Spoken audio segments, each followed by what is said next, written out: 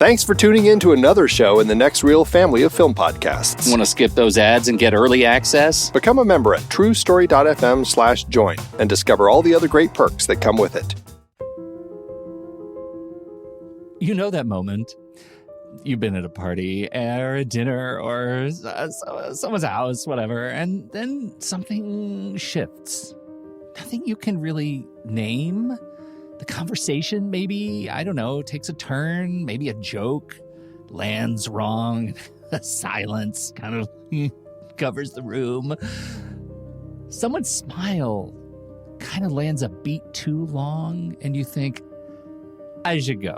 This is so weird. But you don't, because leaving would be rude. Because you're not sure you're reading it right. Oh, because the cost of being wrong about whatever danger sits before you feels much higher than the cost of staying.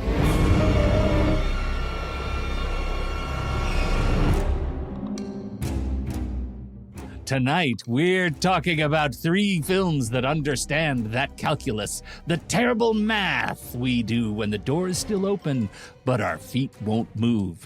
The Invitation, The Night House, and Caveat. 3 stories about people who stayed too long and what was waiting for them when they finally tried to leave. We're calling this one Overstayed, or as Tommy gave the title, I said, get out, in a text with me once. This is not just about characters who stick around haunted houses or creepy dinners. It's about the why. It's about what keeps someone rooted when every signal says run. Is it grief? Is it guilt? Is it obligation? Is it poverty? These films are all about the trap that closes slowly, and the moment you realize you've already agreed to it. I've got Kynan Dias and Chelsea Stardust and Tommy Metz III. Hello, team, and welcome everybody to Sitting in the Dark. Hello. Hello. Hello. Thanks for having us. Oh, Yeah. What an invitation. Thanks for coming to my party, everybody. First, I just want to start with an orientation. How did this whole concept, as you might remember, fair listeners, I didn't know what the hell I was doing when we recorded last time. I completely broke the model of telling you what movies we were going to talk about when we recorded our last episode, All Smiles. And so I had to tell you guys what we were doing over text. Did it make sense to you what I was going for here? How does this concept sit with you from the perspective of horror? Kynan. Totally makes sense, and you're kind of on a roll. There's the home invasion thing, the hey, don't go in there thing, and now don't stay there. So I don't know where you want us to be, Pete. I had no idea I was that transparent. Yeah, I clearly live right in the now, but this is what I'm scared of. This is less of a podcast and more of a cry for help. Yeah, exactly what it is, an intervention. Chelsea, the thing that I remember, and I think the challenge that we have here is that when you saw the list of movies come through, you said, oh, great, I hate The Invitation so much, but I can't wait to talk about these movies. Tell me about your orientation to this whole concept. Well, I will say the minute you sent, when you sent them, I was like, perfect. This is like chef's kiss, perfect pairing. Yet again, another perfect pairing. Y'all are so good at this. But I will say, I had seen all but one of these. I rewatched all of them, or rewatched and watched for the first time. Dare I say, I feel differently about The Invitation now. Hallelujah. I'm excited to dig into it. No, I'm not kidding you. We've been back channeling about what the possible reasons are that Chelsea could hate The Invitation. And we've been like there's a parlay bet going on the backside of this conversation. So I'm relieved to hear that there might be a shift. So I try to revisit stuff that I didn't like. Yeah. I try to revisit, and sometimes I change my mind. Sometimes I don't. Most of the time I don't. Totally. But this one changed my mind. I'm excited to talk I'm more. very stubborn. Tommy, go ahead. All right, Tom. No, this made absolute sense to me, and it's at the basis of so many horror movies is the suspension of disbelief. The idea of, would you stay if you were in this situation? If you put yourself in a situation, at what length? And there's been a really interesting, we've been getting more into movies, like with the remake, I was thinking about Speak No Evil. Yeah. Speak No Evil. Oh, yes. Speak No Evil. I don't know where to Hated put that. that movie. But the idea of like niceties and social niceties, that the social contract and how pushing that can go too far. So I thought this was a very exciting idea. Excellent. I'll tell you the things I was watching for, right? Because I think they all handle these constraints differently. The first one is like the social versus the solitary, because there's a spectrum with these movies, right? The Invitation traps through other people, right? The Night House and Caveat are very much isolationist experiences.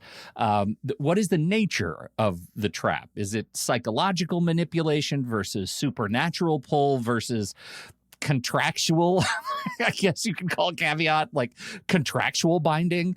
And then what is our protagonist want in these movies? Do they want validation or answers or money? And how does wanting these things make us vulnerable? And finally, because the conceit is all about overstaying, the films calibrate differently around when the protagonist awareness catches up to audience awareness, right? And I think that's an interesting thing to talk about that I want to make sure we poke at, right? At what point do we, the audience, know things are bad, you should leave? With Caveat, it's like from the jump. But the other movies, it's like, when do you know and when do they know that they should shift gears? And how does that tension play for making us feel anxious, scared, right? When does it deliver on the promise of being a horror film? Now we're talking about The Invitation, Karyn Kusama's 2015 film. Logan Marshall Green plays Will, a man attending a dinner party at his ex-wife's house, a house where something terrible happened to them both. She is remarried, she's found a new spiritual community, and she wants to reconnect with old friends. What could possibly go wrong? Shall we begin? First of all, history with this one. Had everybody seen it? Chelsea obviously had, and has a strongly worded blog about it, I bet. New to me. I've faced a lot of people warning me that it's less than meets the eye. So it's kind of poisoned the well for me. But yeah. Okay. Too bad. All right. Tom, you've seen it? I'm on the other side. I own it. You own it? I enjoy it so much that I actually own it. Yeah. I'm riveted by this. Let the conflict ensue. Axes to grind. Let us clear the air on criticisms of this movie so that we can get on with appreciating what it's doing. Where do you stand? Who wants to go first? I think maybe Chelsea should go first. Yeah, I'm really excited to hear what Chelsea has to say. Okay. All right. I've actually been on a big Karyn Kusama kick. She's a filmmaker that inspires me so much. Has since the beginning. I actually saw her. She screened Jennifer's Body at Killer Fitness, or they screened Jennifer's Body at Killer Fitness, and she came and did a Q&A I just learned so much. I watched the commentary for that movie before I made my first movie. I love Girl Fight is incredible. Destroyer, also incredible. She just has, her work is amazing. When I saw this movie, I wanted to throw a chair. When I saw The Invitation, I will say, like, it's not so much the movie's fault. My partner and I have a lot of, this is a tough genre for us in terms of why don't you just leave? Like, I cannot stand either Speak No Evil movies. There's two. I'm like, what? This is just. It's really challenging me as like, it's a movie. Calm down. It's a movie. It's not real. It's not real. Like calm down. So this, reason as many people have, I'm sure, of Logan Marshall Green, Will, his character. Bro, it's a cult. The minute you walk in, it is a cult. And then they watch the video. It's a cult. No, we're going to stick around. Nope, cult, weird stuff. No, let's stay. Oh, you know what? My partner wants to leave. No, I'm going to stay. Oh, now I want to stay. Oh, my partner wants to stay. I'm just like, it drove me insane. But I will say now, I had not watched the movie since the first time I saw it in the theater. And I was like, why is she doing this to us? Karyn, why are you doing this? And then I watched it this time. In 2015, I had not made movies. I had just finished working at Blumhouse. I had just been an assistant for such a long time, I was still assisting, I meant to say. And I watched it this time, and despite my issues with the subgenre this falls into, I'm putting that aside because this movie is expertly directed. It is, oh my God, it is so beautifully executed. And just the acting is incredible. And across the board, what she is doing is what drove me crazy because she's doing it so well. She wants me to feel how I feel. She wants me to want to throw a chair. That's the whole point. It's like yelling at these characters. Where's your axe, Chelsea? So I will say that now I've come back around and I like this movie now because of what it is teaching me as I'm watching it as a director. Still drives me crazy. They don't just leave. It takes so long. Yeah. And they don't. It's like they don't. It's like, so it makes it tough for me to get on board with the protagonist. And Will's girlfriend, Kira, I think her name is. Y'all, if you're going to stick around, well, this is what's going to happen to you. So yeah, my axe to grind is my sympathy for the characters isn't quite there because making dumb decisions is, I guess, what it is. Okay. For me. Characters making dumb decisions. Kynan. For me, too many characters. This is a movie where if you're uncharitable about it, everything happens in the last 20 minutes. You get introduced to a group of people, and I think you're already inclined to be like, well, this is going to be Agatha Christie. We're going to lose one of them every couple of scenes. That doesn't happen. And then at the end, I'm not really sure, what some of them are there for. I'm not really sure how 11 people is better than 9 people here. So some of them, especially near the end, it's boom, boom, boom, like in the same scene. And that just strikes me as odd, imbalanced. Okay. All right. I concur. Tom, as someone who owns it. I actually won it. No, I'm just kidding. In a bet, yeah. I found you lost the bet. Where are your axes? Where are your axes? I don't have a ton of axes. Yes, you can see things coming, but I think it is a slow descent. Wait, I don't have really any axes. So no axes. No axes. Yeah. All right. I mean, some of it is a little predictable, but I enjoy that ride. And one of the things that I think that the filmmaker does so incredibly well, which is surprisingly hard to do, is make a convincing party atmosphere. I believe that they're all friends. I believe that it's a real party. And I think that creates the quicksand that is the movie. But once John Carroll Lynch shows up, you're not like, oh, it's story time. You're like, oh, no. I love it. But I'm obsessed with cults. I love cults and the idea of cults. And so this is really just made for me. It is tough when the literal Zodiac killer shows up. And just bring a chair for the Zodiac, please. Oh my God, I had not made that connection. It's like casting Frank Langella as like the kindly neighbor. He's not kindly. There's something under his house.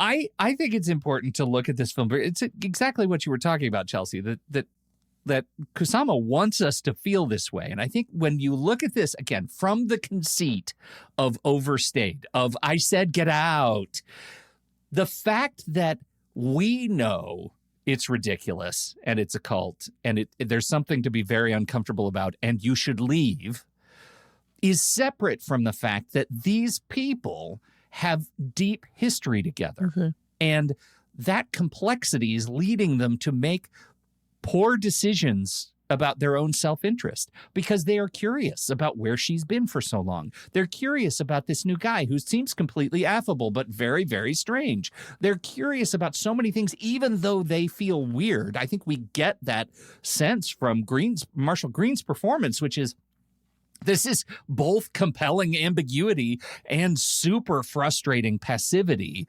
that he is drawn to answers to this party in spite of the fact that he should leave. And that is, I think, that gap is what makes this terrifying because I can see myself in that scenario. I can see myself staying too long because I want to know what happens next. I want to know why these people have made these choices about their lives. And that's the part that for me felt compelling and real, in spite of what happens at the ultimate extreme, which is there's a lot of craziness that goes on. So I would say I don't really have an axe for this movie, which is I'm very excited about that. I'm very excited about being axe free. But I do wonder if any of, like, for those who have the axes about too many characters or not or feeling like they bled the premise too long, like, is there a version of this film that works better with different choices, Kynan and Chelsea? Like, or are these problems baked into the central premise of the party? Yeah, maybe baked into it, because we're sort of in a genre. This movie isn't sort of commenting on that genre of what we would expect. It seems to, so it feels, maybe on a second viewing this would be different, but it feels in the first viewing that it just doesn't know what kind of movie it is, like it's doing it wrong.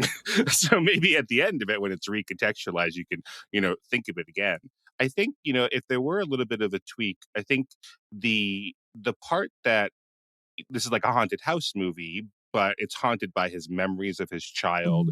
I find that stuff really compelling. It's like, hey, can I just use this time to wander through this house? That makes total sense to me. And then even as it hurts him more, he wants to see more of it. I like that part of it. And I wonder why that wasn't kind of the trigger more of like why I need to stay here. Something about connecting with his son's space. There's a really interesting couple of sequences where he goes into his son's space. It turns out we're in a flashback, and then they've converted it to, a guest bedroom or a home office. That's very interesting. And then during the chase at the end, where in theory he has the upper hand because it's his old house, but then he goes, oh, there used to be a door here and they've changed this. That's really exciting stuff. Yeah. And I liked because looking at my notes from when I rewatched it, like, there's a lot of characters, but I see everyone's name and I'm like, oh yeah, I know who that is. I know who that is.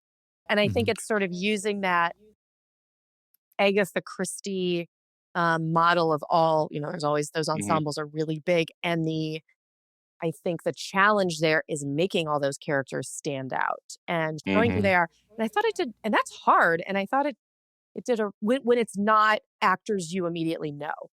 So, yes. Oh, that's Michelle Pfeiffer or whomever. Like, oh, yeah, that I only know that character because of who's playing this role. This, I think, was more of a challenge because you don't know all of these actors. Like, well, obviously, Logan Marshall Green, but you might not be familiar with who's playing some of the other characters aside from John Carroll Lynch. But I think that is a challenge. I think it was executed pretty well here. Like, you kind of got a feeling of who everybody was by the personalities. And of course, they play that game that helps you figure out more about them too, which I thought was very smart to do. I personally, I like the amount of characters, and I think it's actually a pro of why one of the reasons they don't get out is because I think that amount of people, A, it makes it really feel like a party, and B, I called it quicksand, but on the other side, it can be wrongly seen as armor. The people that are anti-cult severely dominate numbers-wise the people that are actually dangerous in that. It doesn't end up really helping because they don't really see the true stakes until it is too late, which seems to be happening around the Hollywood Hills or wherever this takes place at the end. And so, yeah, there is, in having it take place in a familiar, non-familiar place surrounded by so many old friends, I think that actually makes a case for why you don't leave. And another great thing is, I think one of my favorite parts is when Choi actually shows up. Oh my God. That's phenomenal, because then you're like, oh, we're just in this guy's head. What if he is blowing it? Like, that's a huge, the wind, because that helps combat, like, well, why are we watching people go to a car off screen? Like, that's, something bad is happening, that you never film something that way unless something is happening that you're not supposed to see. But then Choi showing up really pulls the rug out in a great way. That moment is done so perfectly. Expertly executed. Right. Great. That's like speaking to the writing, speaking to the characters, speaking to the directing. Oh my God, it's so good that moment stands out to me. And oh, she's not breathing. No, not her, her. So Right. all those pieces. Also, to piggyback on what Tommy said, I don't know if it works with less people. I don't think it's not the same movie with less people. Yeah. I think you're nailing it. That point about when Choi shows up, like we've spent the whole movie being told that Will is misreading the room, right? From the very first interaction. It's weird. And so we're being gaslit, and we discover we're being gaslit when Choi shows up. And so now we don't trust anything. And that bit of unsettling, like putting me on my heels so effectively, is a real testament to how confident this film is in the caper, right? In its ability to bring me to this uncertain end. This movie could have ended with it being just a social horror, right? It could have just been everybody's uncomfortable and now we go home and we'll never speak to each other again. It didn't. And I imagine you Angelinos probably want to put all your red lanterns away. The other piece that's going on, we have to say it because that's horror movies. They're grieving, right? This is obviously grief. And part of the question of the movie is there's a pressure to move on, and what happens when you resist. How long is Will? How long are we allowed to be broken? And what is the film's sort of ideology on this? Because we have both characters who are dealing with their grief in very different ways. One found comfort in the collective, in the cult, and the other has found comfort through dissociation. And I'm not sure that the film actually has a perspective. Yeah, it ends up with a really beautiful moment, taking care of one of the villains, Tammy Blanchard's Eden, that is pretty shockingly humane to her, right? Even poor Tommy, the character who shows up and is like, okay, I guess I'm helping you have this beautiful healing moment there, and taking her out to the lawn and holding her in that way. And one of the things I like is they kind of set you up for, she's going to tell you the message of the movie, right? She's going, I have one last thing to tell you, but she dies mid-sentence and doesn't really solve that problem for them. Because she's so interesting, you really do believe at the beginning that what she's saying, you take at face value, that she has healed, she is over this. That's what hurts Will so much. And then we're questioning that in the action climax, as she sort of has a change to it. But we're not left with any answer. It's not as simple or easy as that. Yeah, that's a really good point. I think I like the way you bring up the elegance of giving Eden the clean, the sort of generous ending. That's a huge piece of the film's weird kindness. And I think both of these people are broken, like Will and Eden, like having friends who have lost children, like you never recover from that. And so even if she's good doing this call, she's like, I don't feel pain or anything. I don't buy that for a minute, that's the case. I think it's just so repressed, and Will is living in the pain. So it's like neither one is a good situation, but it's like, well, I don't think that's ever something you ever recover from fully. You just learn how to live your life with grief, that kind of grief as a part of it. And I think that comes through in this, and everyone's just trying to get by and survive in life because a tragedy like that changes you forever. I want to talk about the space that we're experiencing here, because first of all, this house is awesome. The house is really, really cool.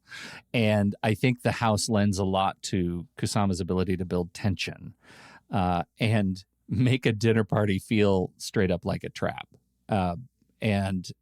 So it starts kind of with the geography of the house, how it's used. It feels confining, compressing. It opens up to spaces that are full of windows, but because of the time of day, the windows are black. So I'm always aware that I'm as an avatar in the movie, somebody's always watching from the outside. I can't see what's going on outside, and the windows are uncovered. And yet somehow I still feel trapped in this space where the only way out is down the hidden secret stairway. I found that terrifying. How do you feel like the movie used space? Doorways, exits, sightlines. How did it hit you guys as filmmakers?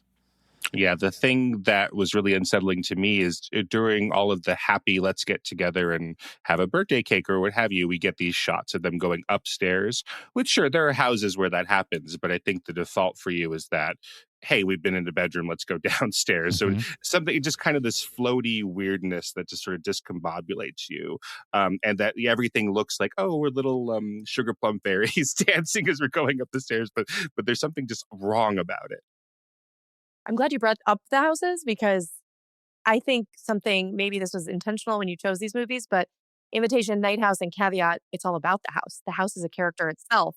So, and space, the idea, especially in Night House, which we'll get to, but the way space is used, it's just a character itself. So, sorry, Tommy, go ahead. Yeah. No, not at all. I completely agree. And I've always thought that the house in this movie, it's so modern and sleek that it almost comes off sharp to me. Like it's just so modern. There's very little hominess to it. It feels like a home that is made for a set, and then they just put a couple things up. So it just feels very sharp. But I think that the director uses a lot of that with the camera work of always looking down surfaces. It just seems like the house is made to accidentally kill you. if you trip on anything and fall on anything else, it will be severe. Yeah. So there's something very cold about that too, which never lets while I believe in the party and I believe in the wine and all the people, it never feels comfy. And then the one scene that does start to feel comfy when they're all draped on the couches and stuff, that's right in time for Lynch to show up and take that comfort away. Yeah. I want to jump into the next house movie, but I want to discuss, first of all, the contract that we make with this movie from the conceit of Overstayed. At what point do you guys personally feel anxiety for these characters? Was it from jump? Was it just as we careen into the third act? Where did you get scared? Kynan? Yeah, for me, it's from the jump. Something about the space feels off. Like Tommy's saying, he doesn't feel like he is ready to approach this place. So for me, it's the entire time, which I think might speak to some of what Chelsea's saying about, but get out of there. But like you say, that reversal when Choi shows up, you do go, okay, we could all sit down and have a glass of wine, talk. Maybe this was actually the big chill. I didn't see right, it. Exactly. All right, Chelsea. Well, I mean, it opens with them hitting a coyote, so that's a signal to you that things are not right. That wasn't in the big chill, but no, not in the big chill.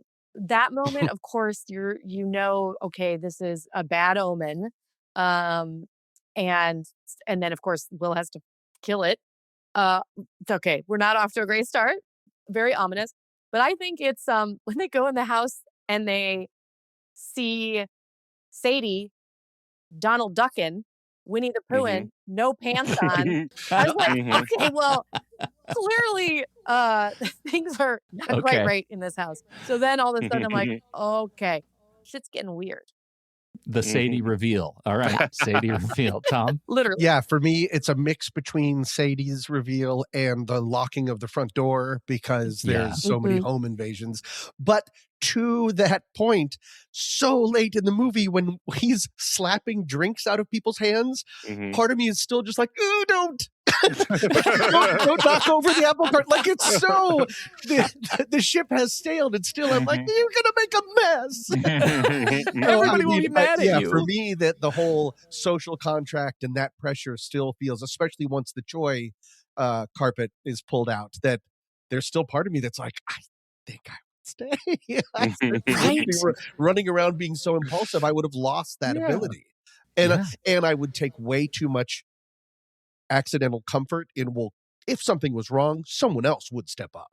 Someone else would step up. That comfort of crowds, which is not, that we know from history, it's just a bunch of people standing watching. The lie of the crowd. Yeah. Right. Exactly. Right.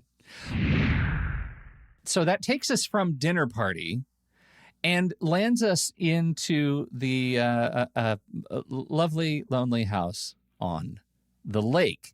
I feel like if the invitation is about being trapped by social obligation, by the need to not seem crazy, by the need to, I hope we all like reached out with a proof of life to some old friends so we wouldn't be invited to their next cult meeting. We move into the night house, which is also about grief, and this time there's no one else in the room. The trap is different. For whom was this movie new? Two. Wonderful. Okay. Tommy and Kynan are new. Chelsea's old hat.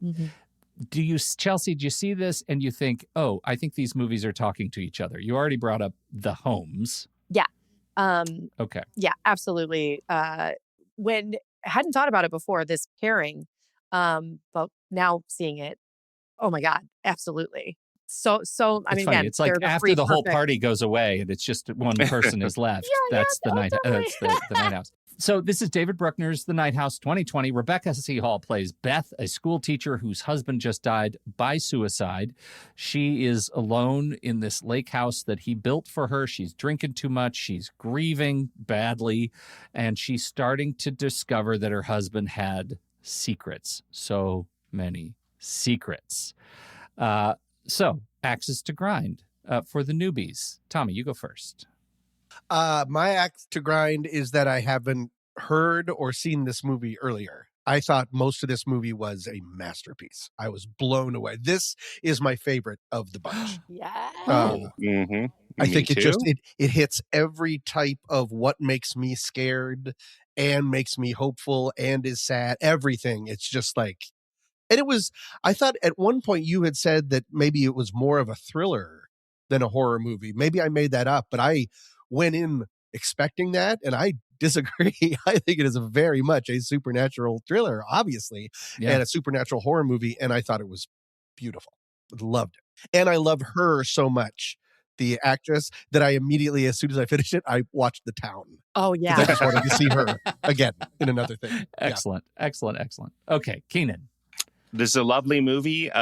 I harp on titles a lot. That's my axe. This is such a generic name. It must have made it hard for people to find this. I think that's a real trap that horror distributors need to get over. Like, if we don't have a name that just sort of looks on a poster like a scary movie, because it's almost like that parody of the woman in the house across the street in the window, in the black dress. It's so generic, and this movie is not generic at all. I've never really seen anything quite like it. And yeah, Rebecca Hall is a genius, obviously, but this is one of her best performances. This really deserved to be seen more by people. Oh, I'm so relieved. All right, Chelsea, not new to you. Oh, Any my fresh gosh. axes? Okay, so full transparency, Dave Bruckner is a very, very close friend. I am best friends with his wife. I'm very close with him. Wow. So, like for Christmas, he signed a copy of this movie for my dad. He's been to he was at my Aw. wedding. Like, so I'm very close with Dave. I think, and so actually, I'm going to text. I know the writers. I'm going to text them and ask them if there was a different title originally, because I was just thinking about that. Anyways, I saw this movie. Unfortunately, this movie came out in 2020, so tough time. Rough timing. Yeah. I did a double feature of this with the Nia DaCosta Candyman, and which was a great double feature because so much is about space and there's mirror stuff and all that, all of that. It was a great movies to see back to back. Also, this movie lives in dark. It's so great to see in darkness with the volume up. So it was a perfect theatrical experience. However, it was a really tough time for movies to come out. I wasn't sold on Rebecca Hall as an actor until I saw this movie. And this isn't just because we're friends, but I have zero axes to grind with this movie. His movie, The Ritual, I think Dave is an auteur. He's one of those filmmakers that I think can sort of bring this do something great with cinema like David Fincher can do. Like, I think he has that potential when he's able to do what he wants to do, which clearly he did with this movie, did with The Ritual. Hellraiser was more of a studio movie, so that's a different situation. But I think that I have no access to grind because I think this is like The Invitation, beautifully directed, expertly directed. I want to be able to direct a movie this as good as right. this. So no X's. Long-winded way to say Yeah. no real X's on my end. Sorry. I was looking for axes. I was trying to see who has axes, because I don't have really substantive axes to grind either. I think the big questions are, does the whole nothing work as a concept, right? Or is it just too abstract, right? The mythology, does it explain itself well? Does the third act, when it's trying to really stick the landing and explain what it's all about, does it fumble? Does it stand up? Is it able to really land it? We spend an awful lot of time in one mode before shifting to the question and answer section. Is that effective? How do we handle? There are not very many sort of supporting characters. Are they vestigial characters? All of this ambiguity for me worked very effectively, right? All of those questions worked very effectively. Horror films that center on grief sometimes get accused of the trauma as set dressing, right? Mm-hmm. And I think I'm hearing from all of you that the film has earned its darkness, that Rebecca Hall, through her performance, has earned this darkness.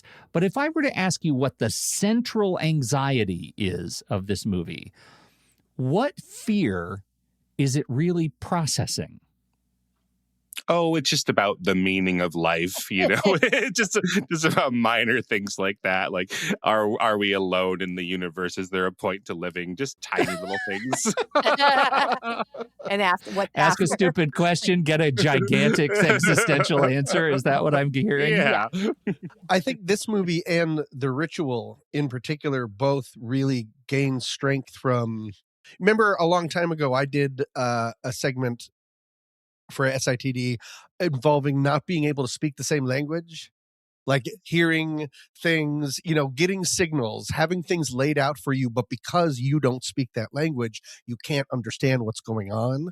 And so the fact that this movie, like The Ritual, hints at this alien world, these things that are bigger than you, and if you knew how to decipher it, you could figure it all out and be way ahead of it. Mm-hmm. But instead, we just don't have the language. And so there's a lot of unknown. You're glimpsing through the door. You're not fully getting it. And I feel it's better for it. Mm-hmm. Yeah. I read that this has sometimes been called like a demon movie, which isn't, but it kind of has those trappings of it, of like he's doing this house to like trick a demon. He's doing this house to trick something bigger than that. He's created this reverse house and this reverse life and become a monster to stave off death. And it is really shocking how the lack of a visible villain is used to such good effect, right? The negative space in the architecture, which does, do jump scares, but very effectively. But it's not just like the jump scareness of it. It's that you're looking in the face of literally nothing, like not a dark mask or something standing in for nothing, literally nothing. That's just something I've never seen before. I think that a lot of us might want to approach that and then anthropomorphize it or like personify it in some way, and this movie does the opposite, and all of those were incredibly shocking. I never got tired of it, even though it got repeated. Yeah, it got repeated and scaled really beautifully. Right. I mean, one of the things we're talking about is the way the architecture of the house serves revealing this character. The decorative columns where the camera moves 6 inches and the column is not just a relief, but suddenly it's a face. We're talking about the pictures that emerge through simple camera movements of architecture becoming the space that could be filled by a perfect creature, a perfect person, a perfect invisible something. It is as effective as the Invisible Man remake was in dealing with things you cannot see and making them horrific. I think you're right, Kynan. It strikes me that we're using the term jump scare around something that isn't jumping. Right? It's the camera that is slightly moving and creating something that makes me jump. And I think that's sort of creating its own mythology, right? This visual trickery, it's creating its own lore around nothing. And I found that just extraordinary, the way it created figures of some substance that are not there. You could almost call it a night house. See, I thought we were done with the axes. What the heck does that mean? Doesn't mean anything. The night house. All houses are at night. I know, it's so No, this was the house where he goes at night. That's he goes to It's the other house. The other house. Yeah. The night house.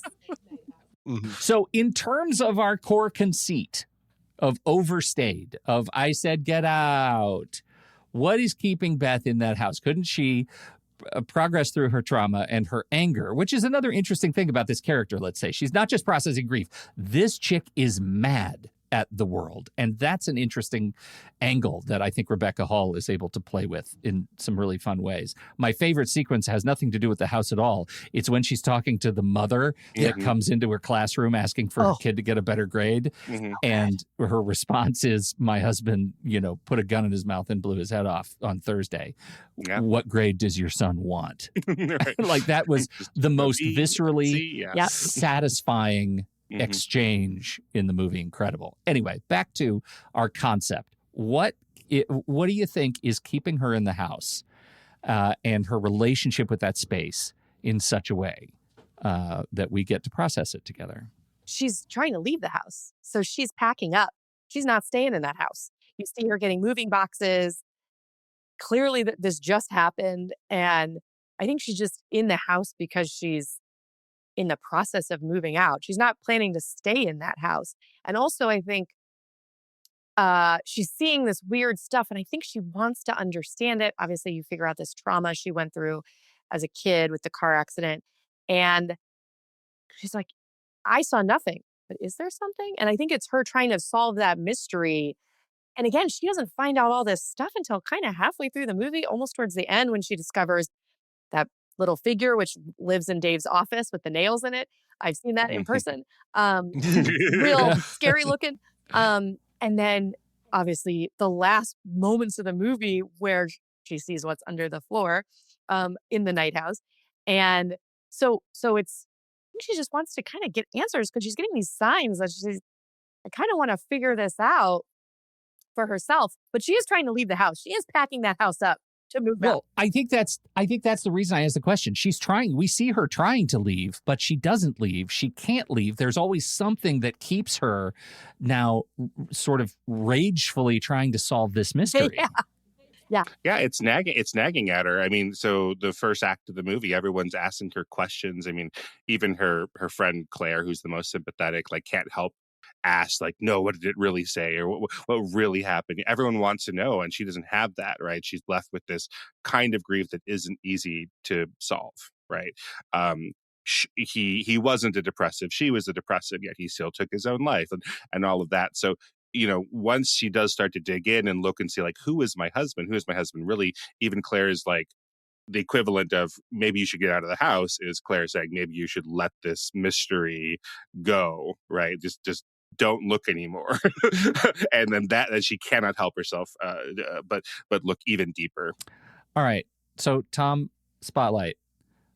The final reveal that Beth is coming to understand this truth, that Owen, her now deceased husband, was being stalked by this entity he called Nothing.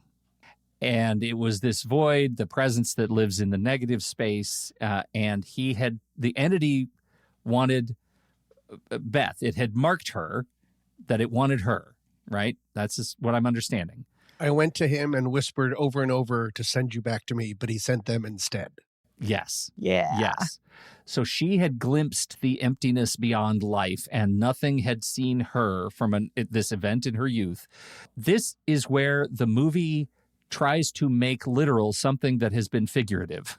I think that those who don't truck with this movie struggle with this, that they've just made essentially a supernatural villain in the shape of Nothing that we're trying to blame for everything Beth has experienced. I gather that worked for you in this context, Tom, because this is your sort of stock and trade. Why does this work so well? And I think I'm asking because I'm somebody who normally would be complaining about this. When we look at movies like Hereditary, I complained about this kind of an ending. making literal this thing that should have remained ambiguous. It works for me because it's making things real while still keeping them in the dark. I mean, it reminds me a lot of Session 9 of getting this look at what is on the other side, that there are these malevolent entities, that there is in nothing, there can be something that is against us. It's very Lovecraftian. It's very old, insane gods that we just don't understand. So to be able to have a tantalizing conversation, which I think is what I would have said of why she can't leave the house. She's in the middle of a conversation. The entire movie, she is talking. She just doesn't know that she's talking, but the radio's talking to her. Her husband is talking to her. Come down. Don't be afraid. I mean, she's in the middle of it. So I love, that's just my favorite thing because it's so unsettling to get these ideas of a look on the other side of the void and to have there be something there. And I love the juxtaposition of her daytime in the boat, going to Nightland, going to day. So she's catatonic, having this sort of entire conversation that isn't really happening, of course. It's breathtaking. I find that it's like a magic trick. I want to know how it's done. Like, I want to know what's in the void. As soon as I know, I'll be like, no, it was a fake hat. It was a fake hat. The rabbit was in there the whole time. Like, it won't work anymore. And this is one of those movies that takes you up just far enough. Like in Session 9, when the very last thing in the recording is, I live in the weak and the wounded, that there's certain entities that attach themselves to us for different reasons. And in horror, a lot of the time, it's grief. One of the things I like so much about her performance here is in the final throes where nothing wants her and wants to take her. She just plain refuses to go. And that stubbornness that is rooted in her anger at the whole thing that has gone on for the last hour is what actually becomes armor for her to be able to sort of serve as protection. And I find that really satisfying. Way to resolve this movie. I don't have a particular moment where I felt like, you've overstayed, because that moment would have been before the movie started. Like, she should have just left way earlier. She just never should be in the house after those events. Like, that's where, but because the movie wouldn't exist if I'd gotten my way, I prefer not to have that point really held against me. Anybody have a position on this sort of overstayed model? Did she stay too long? Did she have to stay to solve this mystery for her own good? I think exactly that last part. Yeah, she had to stay. It turned out she doesn't know why at first, but eventually it's absolutely the right thing to have happened. Absolutely. Would all of you have stayed as long as she did? Come on. I think the minute the radio turned on, I'd be out of there. Out of there. I think the bloody footsteps on the dock, maybe. Like, whether that's the ghost of my dead husband or not. I'm not a fan of bloody footprints. Yeah. Well, I love the moment. No, I'm not Owen. Oh. Yeah. Oh, it's a good moment. And the last line, It's a good there's moment. nothing there. I know. Chills. It really is fantastic, and I'm so glad this has hit you all with the same sort of joy, because I find it really, really satisfying. Tom, you were going to say something. Oh, just I would have stayed. This podcast is called Sitting in the Dark, in part because on the first episode, I explained how I used to sit in the dark in my garage trying to scare myself as a child. I'm drawn to the darkness, so I would stay. I would just be walking around my house trying to make people out of like I'd be like, that one looks like a duck, like it's kind of like looking at clouds. I would just keep shaping. It's such a beautiful, the production is so beautiful because it feels like every one of these is one of those stereograms. Like, I feel like I just need to hold my finger up to my nose to see the real pattern, and then it's there. It's so effective.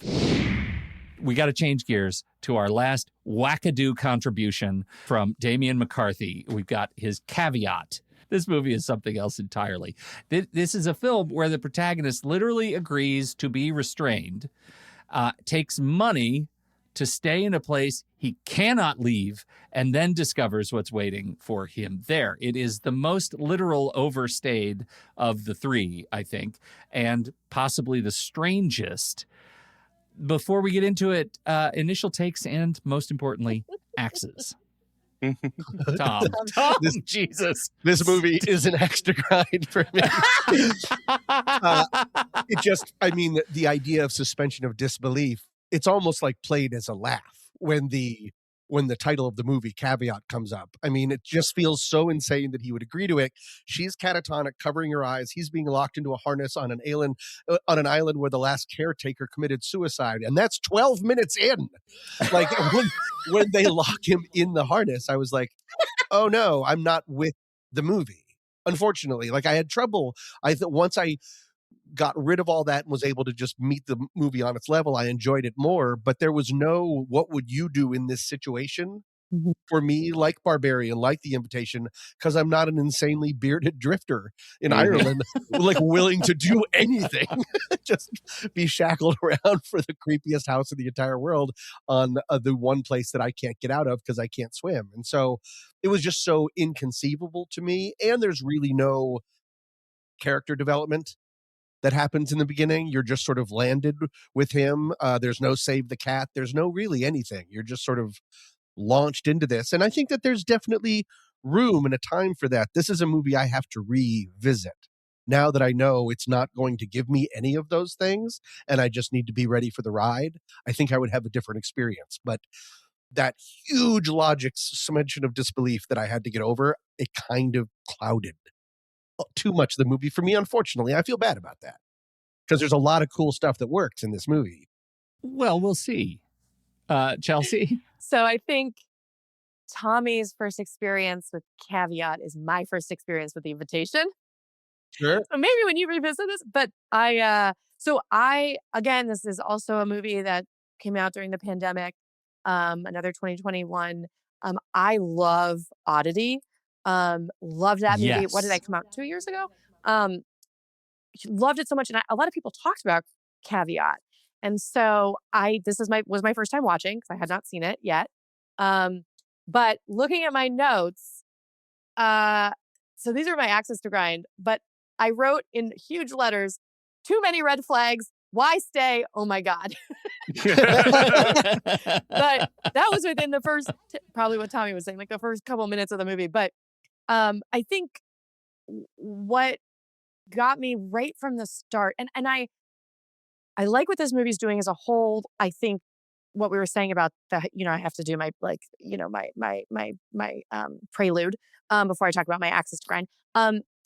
I liked this movie as a whole because, and again, the house plays such a character. Because I'd seen Oddity, I kind of knew what I was getting myself into. The rabbit, I wanted more from. Rabbit, do more stuff for me because I really liked that. Sort of using as a dowsing rod. Yes, exactly. And but I think from the beginning, what Tommy was kind of talking about is when he's being hired, when Mo is trying to hire Isaac to do this job, there's no negotiation. There's no, I think he offered him like $200 or 200 pounds or something. And there's no negotiation. Be like, no, man, I'm not going to do that. Or when they get to the house, he sees the girl, he sees the harness he has to fucking wear, that he's not like, oh, you know what? 200 isn't enough. I'm leaving unless you give me like $20,000 or something like that. Like the amount of money was, and we don't know enough about this guy to know that he's desperate for money.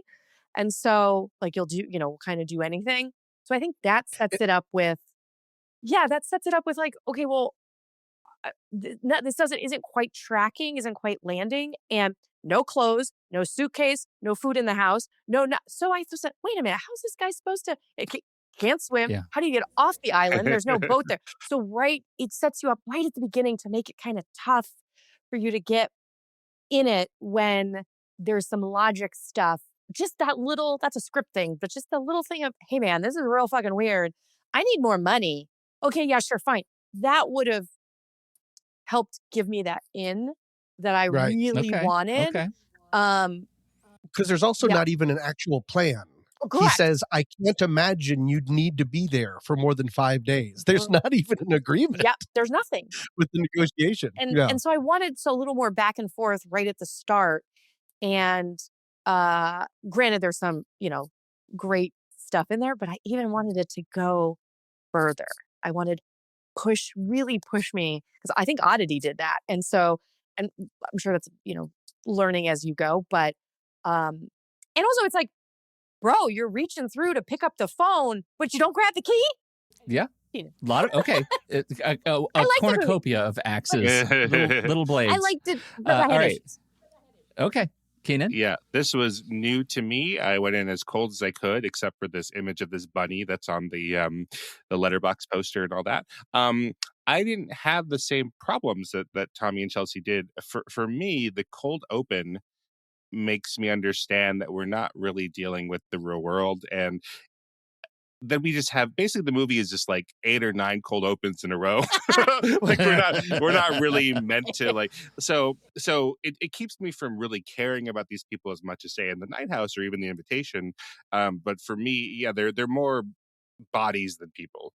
They're more like fingers to be mangled and people figures to be tied up. I wasn't really interested in caring about them, but I also didn't therefore get to the same highs as I do in the other more character-based films. So yeah, I thought it was just really arresting, and I was kind of okay just being along with that. Fair. Yeah. I see all of that, and I think I'm with you on most of these points. I think for my view of it, yeah, I like the way you put it, that there are too many cold opens. It's a lot of cold opens stitched I didn't together. say too many. They worked for me all together. They worked for you. Okay, I think Yeah. I'm on Team Kynan. For me, this movie is fundamentally about economic desperation and what it forces you to accept. And in that regard, this is a fable, right? This is first and foremost a fable at a high level. And it asks us questions about memory and culpability that I think are really interesting. What you don't remember, you can't be blamed for. Yeah. Says premises the movie. I think the confinement as consent, like he agreed to be chained, so anything that happens once you're chained was in the fine print, sort of a thing. So I think that tying him up, again, from the perspective of this being a fable, makes the house a manifestation of guilt and secrets, and the secrets that he can't remember. And I find that fascinating on some level. Now, once you watch the movie, I think the second watch makes it more compelling even, because you know Isaac's story. You know that he's his role in leading everybody into that house and why there might be those out against him.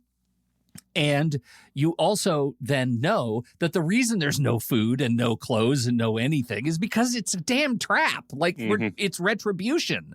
And for that reason alone, that setup that feels ambiguous and, oh my God, why would you possibly ever agree to it? Well, it's desperation leading him to walk right into a stupid, dumb trap that he doesn't see coming because he is so desperate. Right. And I think that the way the movie dances between those two things is interesting to me. But I also agree, and I think this is my axe. I gave my preamble. My axe is, I don't know that I had really seen the movie until I had seen the movie a second time. Mm. And I think that's not the experience I had with Oddity. Oddity, very much, I got it. It was great. But this movie it's like it took practice. So to think about your overstayed premise, right? Like, yes. Like, again, this doesn't happen on a first watch. You have to sort of think back on like the Russian nesting dolls out of it. But he's basically told a couple times at the beginning, like, hey, you don't understand. This is where my mother was killed. And then, oh, wait, more context. This is where my father is killed. And then more context. And then on and on and on. And each of those maybe should be a time when he says no. But I think that what's going on is that he's sort of, I don't know. There's no evidence of this in the film. So if you're going to push me on at all, I have nothing. But he's sort of like, he's sort of getting closer to his involvement in it, right? Like they're peeling back like, hey, you are a part of this. And I think there's something about his kind of broken psyche that finds that intriguing or interesting. But maybe I'm overreading that part of it. I do think like the way the information they're telling Olga and Mo and Isaac is remembering or not remembering, I think the way that information is told is because this is a linear but non-linear story. There's some flashbacks, you're trying to figure it out yourself. I think that's very kind of a very confident move as a filmmaker. And I think for the most part it works, especially as you're figuring it out. Okay, now we're putting the pieces together. It's a very confident move as a director. So I have to say, like, hats off to him for going that way instead of we're just going to tell a linear story. And, so I think that's a pretty bold move. And the fact that he can't leave because he's on an island and can't swim. He can't go anywhere. Though I'm like, look, bro, I think you could have wiggled your way out of that harness if you wanted to. I wanted more effort there. Right. Well, again, it goes back to desperation. And now the character, I mean, when you really, for me, again, if I look at this as sort of the fable part, right, the chain then has become sort of an externalization of the traps of the other two movies. If we're looking at these in conversation with each other, right, that chain, our other characters in the other movie, Rebecca Hall was wearing the same harness. You just couldn't see it, right? And so was Will. You just couldn't see it. It's why they didn't leave. And in this movie, it is a physical manifestation of that same entrapment. He has entrapped himself. And as he remembers more, he comes to understand why that chain exists, right? This one traps him physically because he agreed to it. Does that make him more sympathetic as a character or less sympathetic as a character? By the end of the movie, did you find you liked him? You liked understanding, in spite of what he went through, you appreciated his journey? Yeah. I think I did. Yeah, I don't know. I honestly, my favorite part of this movie, aside from the bun, which I would have seen more of, but the very end where the mom is coming out, because you realize it's like Mo was behind this shit. So it's like mom is coming after Mo, and I will say he got a lot of points for me because he takes the dog. I was like, yeah, all right, Isaac, you're okay. You're going to take that dog with you. Save this poor dog. It was a save the dog moment. Yeah, okay. For sure. But it's because I think of what we were talking about at the beginning, where I was like, these decisions, like, none of this makes sense. But then once you figure it out, it's like, okay. Now I'm seeing this mystery, how this is all coming together. And Mo, this nefarious sort of character. Yeah, you basically have three characters who are giving you information, so it's Isaac and Olga and Mo. And the first part of the movie where it's just Isaac and Olga in that house together, I think we're used to seeing a movie that's like from an unreliable, crazy person's point of view. And now we have two, which I think is fascinating. But I could also see how it's like, well, then none of this matters. And then Mo will come in and he's also lying. I mean, he's crazy in a different way, right? So I could see how that would be like, well, why am I listening to any of this? Why am I paying attention to any of this? But for me, it really was like, it was really fun to see like, hey, let's go out of that person's perspective right now because they're losing it. And then, okay, this person also, I can't trust any of it. Yeah. Absolutely. It felt a little Memento-ish in that way. Oh, totally. Yeah. Right. I think from the perspective of synthesis of these three movies, like one of the things that these films calibrate differently is when, of course, the protagonist sort of catches up to the audience, right? Will suspects from the start things are weird. We kind of get that impression, right? Beth discovers slowly over the course of a lot of the film. And Isaac doesn't even know who the hell he is.